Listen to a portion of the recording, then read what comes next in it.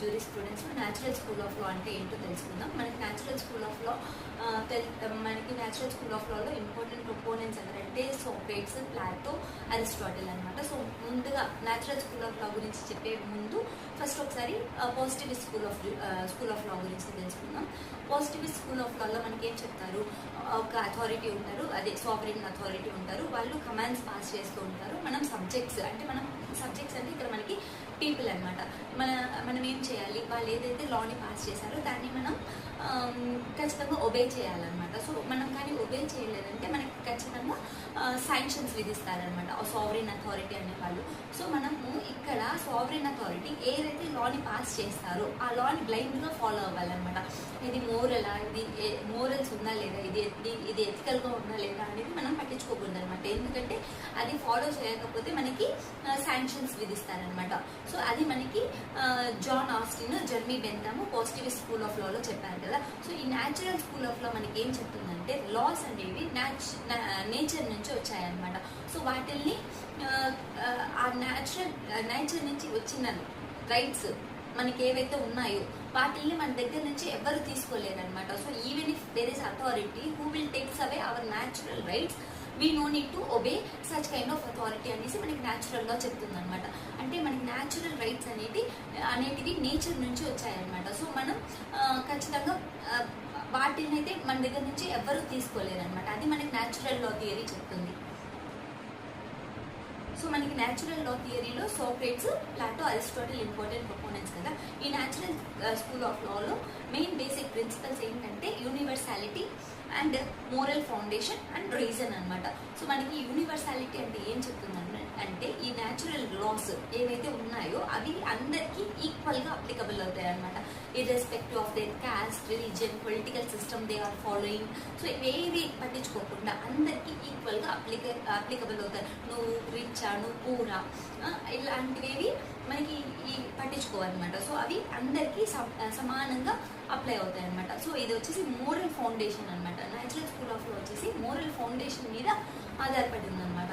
So అంటే ఏంటంటే ఒక just decision, either it is right are it is wrong అనే డెసిషన్ అనేది మనకి మొరాలిటీ చెప్తుంది కదా, ఇది రైటా ఇది రాంగా అనేసి. సో దాని మీద ఆధారపడి ఉంటుంది అనమాట ఈ న్యాచురల్ స్కూల్ ఆఫ్ లా. అది రైట్ అంటే మనం ఫాలో అవ్వాలి, అది రాంగ్ అంటే మనం ఫాలో అవ్వకూడదు. దానిపైన ఈ natural school of law depend అయి ఉంటుంది అనమాట.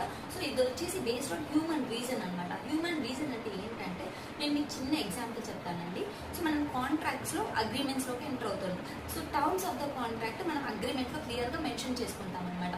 సో ఏదైనా కానీ టర్మ్స్ అక్కడ మెన్షన్ చేయలేదంటే మనం ఎలా ఫాలో అవ్వాలి, దాన్ని ఆర్డినరీ ప్రూడెన్స్తో ఫాలో అవ్వాలన్నమాట. ఆర్డినరీ ప్రూడెన్స్ అంటే ఏంటి, సో మనము ఏదైనా ఒక సిచ్యువేషన్లో ఎలాంటి డెసిషన్ తీసుకుంటే అది జస్ట్ డెసిషన్ అవుతుందో అలాంటి డెసిషన్ని మనం తీసుకోవడమే ఆర్డినరీ ప్రూడెన్స్ డెసిషన్ అంటాం అనమాట. సో మన లా మన దగ్గర నుంచి ఏమి ఎక్స్పెక్ట్ చేస్తుందంటే ఒక ప్రూడెంట్ పర్సన్ లాగా బిహేవ్ చేయాలి మనం అనే దాన్ని లా మన దగ్గర నుంచి ఎక్స్పెక్ట్ చేస్తుంది అనమాట. అంటే ఏంటి, మనం ప్రూడెంట్గా ఉండాలన్నమాట. అంటే రేషనల్ డెసిషన్ తీసుకోవాలి, ఇది ఎయిదర్ గుడ్ డెసిషనా బ్యాడ్ డెసిషనా అనేసి మనం ఆలోచించుకునే అంత శక్తి మనకు ఉండాలన్నమాట. ఉంది అనేసి లా మనల్ని ప్రెజ్యూమ్ చేసుకుంటుంది. ఎందుకంటే మనం కాంట్రాక్ట్స్లో ఆల్వేస్ సౌండ్ మైండ్ పర్సన్ ఉండాలి అని అనుకుంటాం. ఎందుకంటే ఇలాంటి సిచ్యువేషన్స్లో ఒక సౌండ్ మైండ్ పర్సన్ అయితే ఒక రేషనల్ డెసిషన్ తీసుకుంటాడు. అంటే ఏది కరెక్ట్ ఏది రాంగ్ అన్న దాన్ని తీసుకొని జడ్జ్ చేసుకొని ఆ డెసిషన్ని తీసుకుంటారు కదా. సో అందుకని మనం ఒక సౌండ్ మైండ్ పర్సన్ మనకు కావాలి అనుకుంటాం అనమాట. సేమ్ అలాగే ఇక్కడ న్యాచురల్ లా థియరీలో కూడా మనకి హ్యూమన్ రీజన్ అనేది ఉంటుందన్నమాట. అంటే మన పర్సనాలిటీ మనం ఇన్హరెంట్గా ఆధారపడి ఉంటుంది. ఇన్హరెంట్గా మనం ఎలాంటి డెసిషన్ తీసుకోవాలి అనేది మన పైన ఆధారపడి ఉంటుంది. అంటే ఏది రైట్ ఏది రాంగ్ అని మనం నిర్ణయించుకునే శక్తి ఒక మనిషికి ఉంటుందన్నమాట. సో అదండి మనకి న్యాచురల్ స్కూల్ ఆఫ్ లా చెప్తుంది. దీంట్లో మనకి ఇంపార్టెంట్ వాళ్ళు సోక్రేట్స్, ప్లాటో, అరిస్టాటిల్ అనుకున్నాం కదా. ఈ సోక్రేట్స్ ఏం చెప్తున్నారంటే లా should be based on ethics అంటున్నారు అనమాట. సో మనము పాజిటివిస్ట్ స్కూల్లో అనుకున్నాం కదా, మనం ఎథిక్స్ మోరల్స్ ఏం పట్టించుకోము. ఒక సావరెన్ అథారిటీ ఉంటారు, వాళ్ళు ఏ లా అయితే పాస్ చేస్తారో దాన్ని మనం ఖచ్చితంగా ఒబే చేయాలన్నమాట. కానీ ఇక్కడ వచ్చేసి మనకి న్యాచురల్ స్కూల్ ఆఫ్ లాలో ఏంటంటే లా అనేది మోరల్గా ఎథికల్గా ఉండాలన్నమాట. లా should be based on ethics అనమాట. సో మనము రీజన్ని యూజ్ చేసుకొని మన మోరల్ ట్రూత్ అనేది ఏంటో కనుక్కోవాలన్నమాట. అంటే ఏంటి, మనం మన బ్రెయిన్కి పని పెట్టి లైక్ ఇన్హరెంట్గా మనం ఆలోచించి ఇది ట్రూత్, ఇది రైట్ అన్న డెసిషన్ని మనం తీసుకోవాలన్నమాట. అది మనకి ఈ సాక్రేట్స్ గారు చెప్తున్నారు అనమాట. మనము ఎప్పుడు ఒక మంచితనాన్ని సీక్ చేయాలి, ఎవిల్ని అవాయిడ్ చేయాలని చెప్తున్నారు.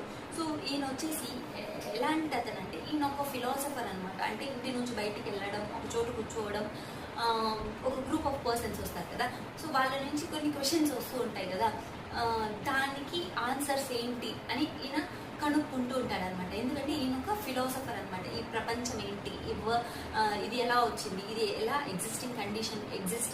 ఎగ్జిస్ట్ అయ్యింది, సో ఇలాంటి వాటికన్నిటికీ ఆన్సర్స్ని కనుక్కునే వాళ్ళని మనం ఫిలాసఫర్స్ అంటాం అనమాట.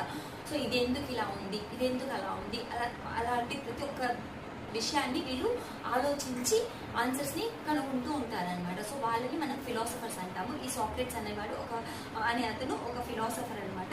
సో అతని లైఫ్ని ఎగ్జామిన్ చేస్తూ ఉంటాడనమాట. ఈయన వచ్చేసి ఈ సోక్రాటిక్ మెథడ్ అంటే ఏంటంటే క్రిటికల్గా థింక్ చేయడం అనమాట. థింక్ చేసి మనం ఆన్సర్స్ని ఫైండ్ అవుట్ చేసుకోవడం, ఏదైతే కాంట్రడిక్షన్స్ ఉన్నాయో అవన్నీ కనుగొనడం ఇదని పని అనమాట. సో ఇంకా మనకి ఇంపార్టెంట్ ఏంటంటే దీంట్లో ఇన్హరెంట్ మోరల్ ఆర్డర్. సో మనకి ఇన్హరెంట్గా ఒక మనిషిలో ఇన్హరెంట్గా వాళ్ళు డెసిషన్స్ని తీసుకోవాలన్నమాట. అదే మనకి ఈ సాక్రేట్స్ గారు చెప్పింది. ఇంకొకటి వచ్చేసి ప్లాటోస్ వ్యూస్ ఆన్ న్యాచురల్ లా ఏంటో తెలుసుకుందామండి. ఈయన వచ్చేసి మెయిన్గా ఇతను ఏంటంటే ఫిజిక్స్ వర్సెస్ నోమోస్ అనేసి ఒక కాన్సెప్ట్ని తీసుకొచ్చారనమాట.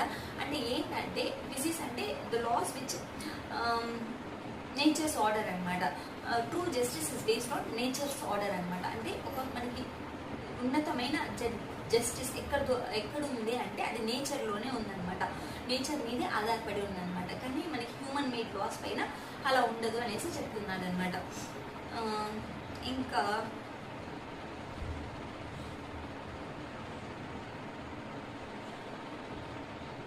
ఈయన కూడా సేమ్ అండి. ఒక జస్ట్ సొసైటీ అనేది ఎవరు రూల్ చేస్తే బాగుంటుందంటే అది ఫిలాసఫర్స్కే సాధ్యమవుతుంది అనేసి చెప్తారనమాట. ఇంతే అండి మనకి ప్లాటో గురించి important points in the aspect of natural school of law. ఇంకా Aristotle's philosophy of law and justice అంటే ఏంటో తెలుసుకుందాము. సో మనకి అరిస్టాటిల్ అనగానే ఎవరికైనా గుర్తొచ్చేది ఏంటంటే man is a social animal. ఎందుకు అలా చెప్పారు అంటే, సో మనము ఒంటరిగా బతకలేము.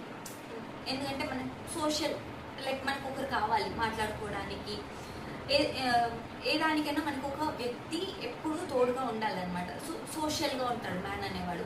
అతను ఒంటరిగా ఉండలేదు కదా. So man is a social animal అనమాట. సో ఒక్క పర్సన్ కొంతమంది పర్సన్స్తో కలిసి గ్రూప్ ఫామ్ అవుతారనమాట. సో ఒక గ్రూప్ ఆఫ్ పర్సన్ ఇంకొక గ్రూప్ ఆఫ్ పర్సన్స్ అలా చాలా గ్రూప్స్ ఉంటాయి కదా. సో ఆ గ్రూప్స్ అన్ని కలిపితే మనకి ఒక సొసైటీ అవుతుంది అనమాట. సో ఇలా ఫామ్ అవుతాము సొసైటీగా. సో సొసైటీగా ఫామ్ అయ్యాక మనకి పీస్ ఉండదు కదండి. సో లైక్ ఏదో ఒక డిస్టర్బెన్సెస్ ఉంటాయి, ఏదో ఒక గొడవలు, ఒక మనిషి ఇంకొక మనిషితో బతుకుతున్నప్పుడు ఇలాంటివన్నీ సహజం అనమాట. సో అలాంటివన్నీ మనకి ఇక్కడ పీస్ మెయింటైన్ చేయాలంటే మనకి ఏం కావాలి, ఒక లా అండ్ ఆర్డర్ అనేది ఉండాలి కదా. సో మనము జనాలకి ఎప్పుడు కానీ లా కావాలన్నమాట, లా అండ్ రూల్స్ కావాలన్నమాట. ఎందుకంటే వాళ్ళు పీస్ఫుల్గా బ్రతకడానికి అనమాట, పీస్ఫుల్గా అలాగే మోరల్గా బ్రతకడానికి. ఇది అరిస్టాటిల్ గారి మెయిన్ ఉద్దేశం అనమాట. సో ఈయన ఇంకొకటి ఏం చెప్తున్నాడంటే, లా వచ్చేసి ఎప్పుడు కానీ మనకి లాజికల్గా ఉండాలండి, ఎమోషనల్గా ఉండకూడదు. అంటే ఏంటంటే, ఎందుకు మేడం మీరు ఎమోషనల్గా ఉండకూడదు అని చెప్తున్నారు అంటే, ఏం లేదండి. ఇప్పుడు ఫర్ ఎగ్జాంపుల్ మీరు ఒక పర్సన్తో ఎమోషనల్గా కనెక్ట్ అయ్యారు. సో ఎవరో ఒక పర్సన్తో ఎమోషనల్గా కనెక్ట్ అయ్యారు.